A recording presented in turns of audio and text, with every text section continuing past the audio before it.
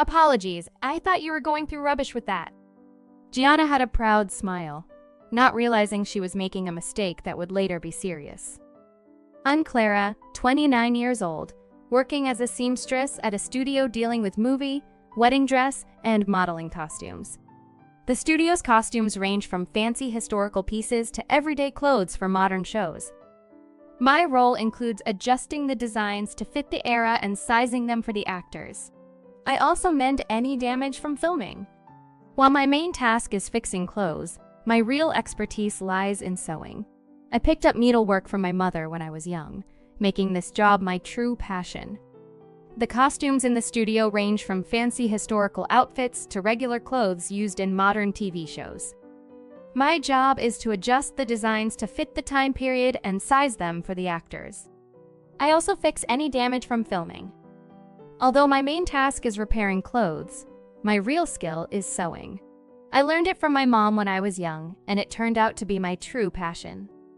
My daily routine involves handling clothes and using sewing machines and irons. Despite the unpredictable hours and sometimes difficult requests, I enjoy my job and plan to stick with it. I met my husband Joseph at this studio. He took care of the actors. We're 4 years apart, and since we saw each other every day, our connection naturally grew over 3 years. After meeting amidst our busy schedules, we eventually got married and started our new life together. However, just as this new chapter began, my mother suddenly fell ill and passed away, leading Joseph and me to postpone our wedding. Originally, we had planned a simple ceremony at a local church with just family. The delay prompted us to save up for a proper wedding and honeymoon. Due to our irregular work schedules, we thought it was wasteful to rent a house just for sleeping. To save for the wedding and honeymoon, Joseph and I began living with his mother, Gianna, at his family home. I lost my father early, and coincidentally, Joseph had a similar experience. With my mother gone, Joseph worried about his mother living alone. Although I wanted to get along with Gianna, looking back, that was the beginning of a nightmare.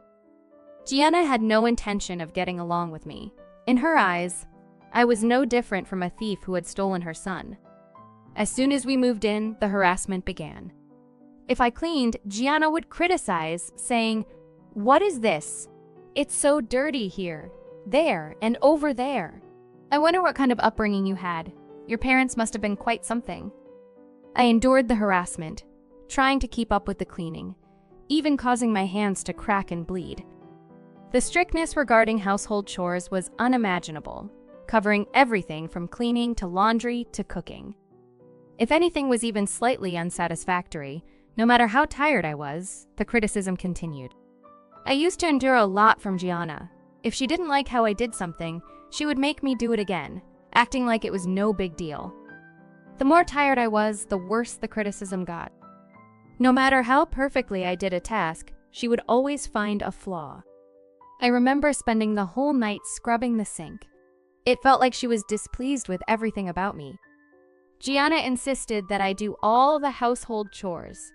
Struggling to balance work and chores, I eventually arranged to work from home. However, this only made Gianna's demands increase.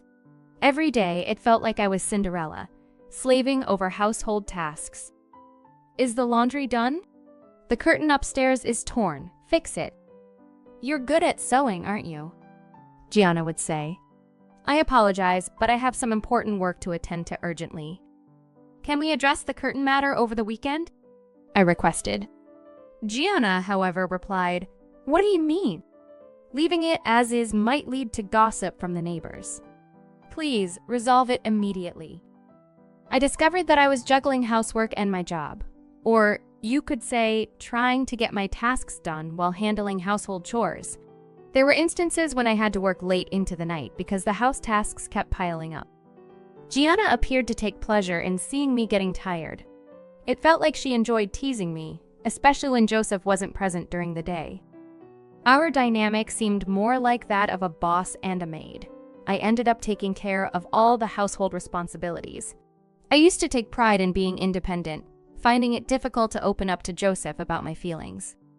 I always made an effort to fulfill my responsibilities, and besides the physical exertion of daily tasks, there was an added mental strain. On certain occasions, Gianna would invite neighbors over for lunch, presenting a real challenge. In the presence of guests, Gianna would become even more demanding, and during their conversations, I caught snippets of criticism directed at me.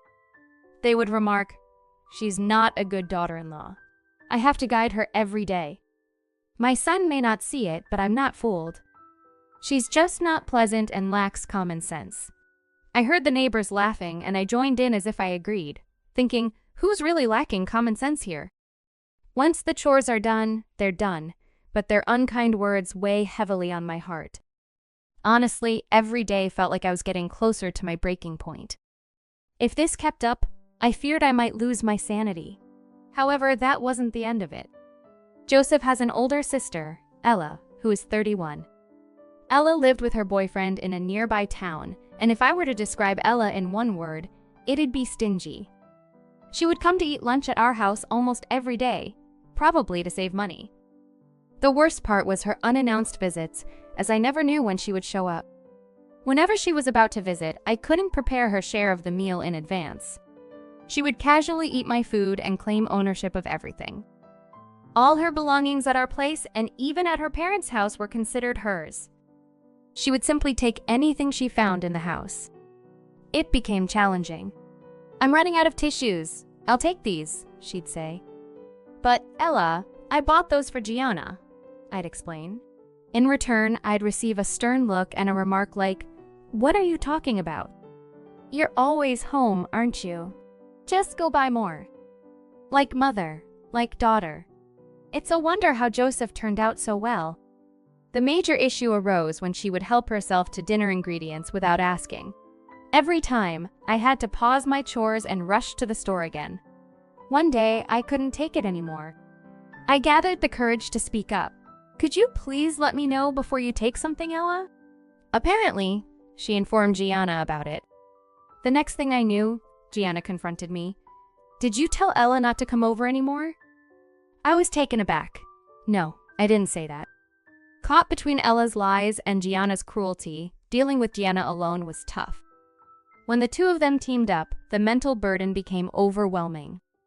One day, as I passed by the room where they were talking, I overheard them speaking loud enough for me to hear.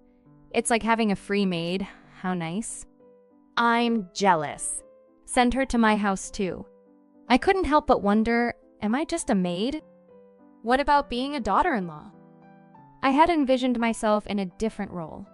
Being labeled as a maid was one thing, but hearing it spoken aloud was too much to bear.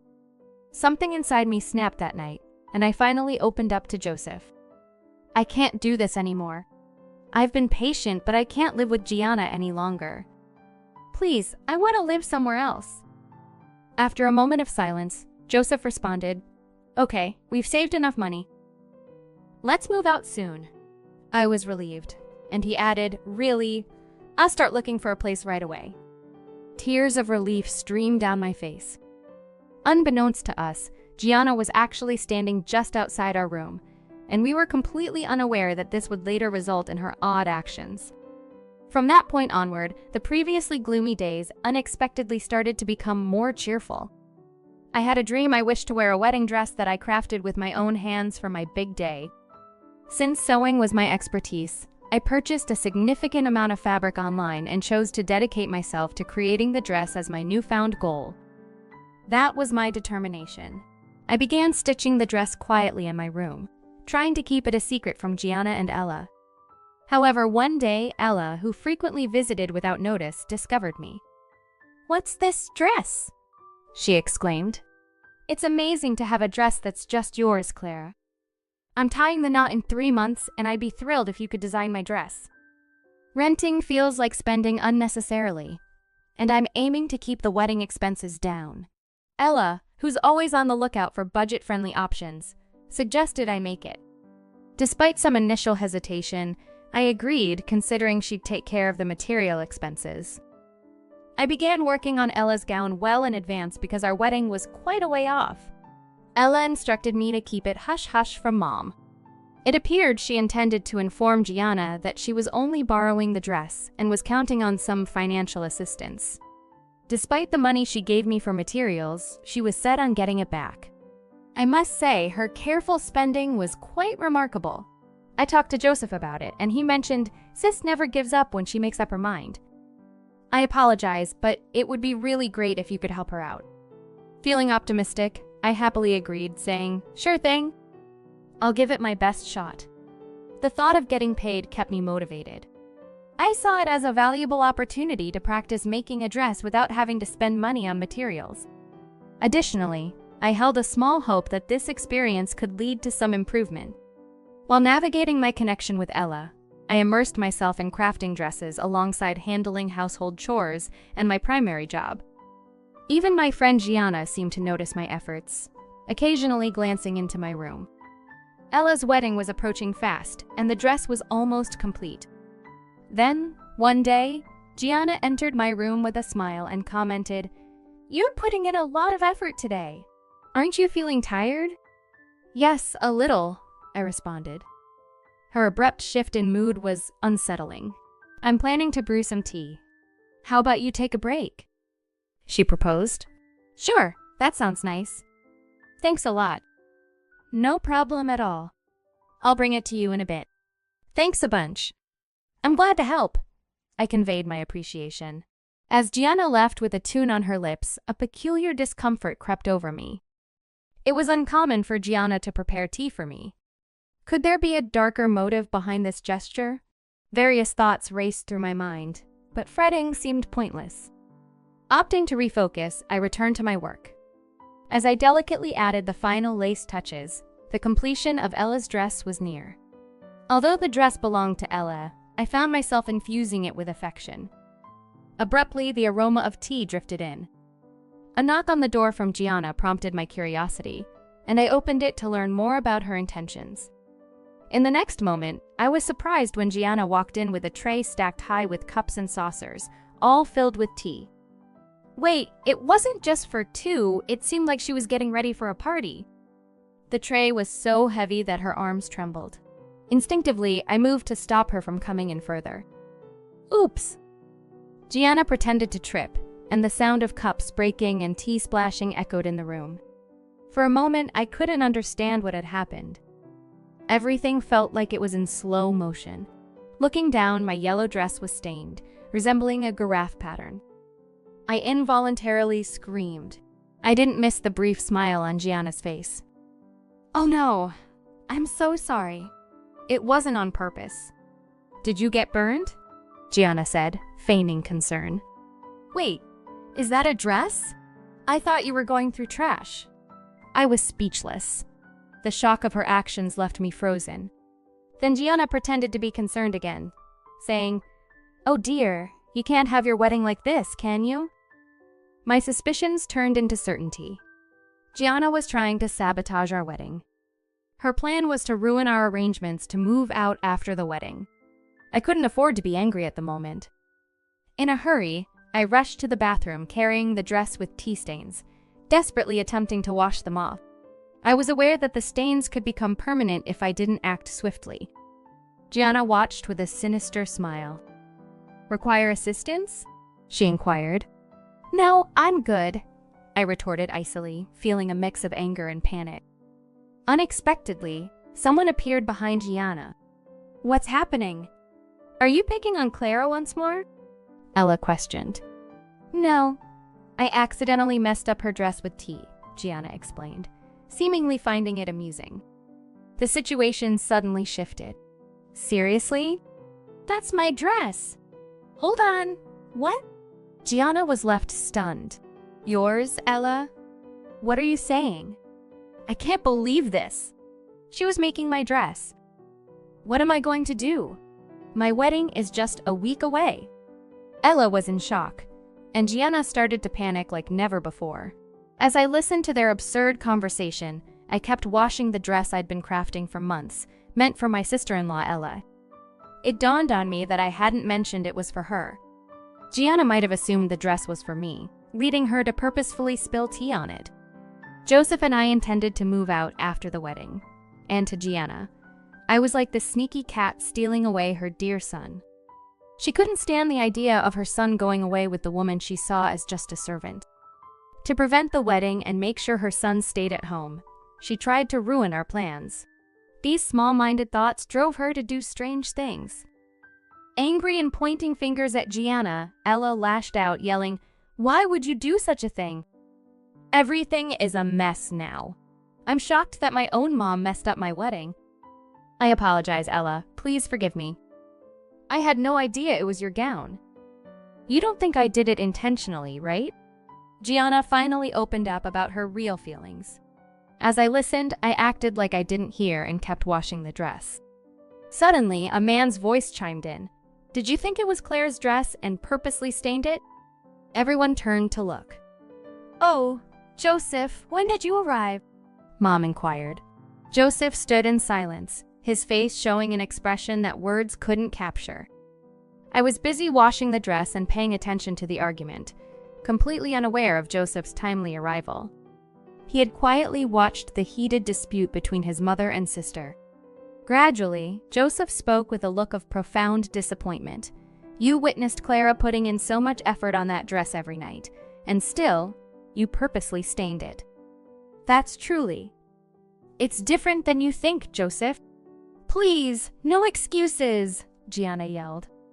Ella was surprised. Gianna, especially, had likely never expected her son, whom she loved dearly, to raise his voice. Joseph spoke with calm sadness. "I'm let down, Mom. Clara has been enduring your behavior all this while, and we both wished that someday you'd change. Clara showed patience for my sake, because you're my mom." Upon hearing this, tears welled up within me. I had previously perceived Joseph as indecisive and overly submissive to his mother, but that perception was entirely mistaken. Before me stood a resolute man prepared to defend the woman he loved. Joseph's unwavering determination, though seemingly out of context in the situation, reignited my admiration for him. He continued to address Gianna, saying, "This is the crux of it all. I can't just ignore it, Mom. I'm sorry, but Claire and I are leaving this place as soon as we can. I intended to stay until the wedding for your sake, but I can't prolong my stay any further. This time, it was only a dress, but who knows what might happen next? Clara could be at risk in the future. It'll be too late then, Mom." "Danger? I would never want to put her in danger." "How can you say that after ruining Clara's hard work so casually?" Joseph's frustration was evident, but rather than resorting to harsh words or a domineering demeanor, he calmly expressed his displeasure towards Gianna. His face revealed the depth of his emotions. I saw a whole new set of emotions that I hadn't seen before, anger mixed with a sadness that's hard to put into words. He strongly denied everything about his mother, who had always showered him with love. Gianna seemed deeply affected, unable to speak and reduced to tears. Usually quick with sharp remarks, now she was in tears. Ella, too, was shocked, shifting her gaze between Joseph and Gianna. Later on, Ella had to call off her upcoming wedding, losing all the money she had paid. Gianna, who had covered the expenses, insisted that Ella wasn't at a loss. In return, Ella blamed Gianna for the breakup that followed her sudden cancellation, causing frustration for her boyfriend and his family. Gianna, filled with apparent remorse, understood the outcomes of her careless deeds that had taken a wrong turn. The emotional blow from her son's scolding left her feeling vulnerable. The problem didn't just stay within our home, it also affected Ella's relationship. After moving out of the family home, Gianna would sometimes reach out to us, seeking financial help. One of the reasons she hesitated to let us go was money-related.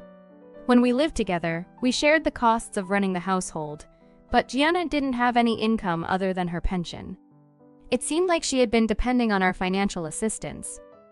Nevertheless, whenever Gianna asked Joseph for money, he declined. "Mom, why not have a job? Many jobs are out there and we should all be self-reliant, you and us. Please don't leave us by ourselves," Gianna begged, not wanting to feel deserted. But Joseph stood his ground. His commitment appeared to stem from a feeling of responsibility. After some time, Gianna took up a job as a janitor. Her careful approach to cleaning seemed to be a good fit for the position, adding a touch of irony to the situation. Following her breakup with her boyfriend and departure from their shared apartment, Ella moved back in with Gianna. She decided to quit her job altogether, depending on Gianna's part-time earnings and pension. The last time I saw her, she had gained a significant amount of weight and was barely recognizable. Joseph and I have settled into a new apartment, savoring the joy of our happy life. No one around to make snide comments or be sarcastic. It's truly peaceful compared to our previous time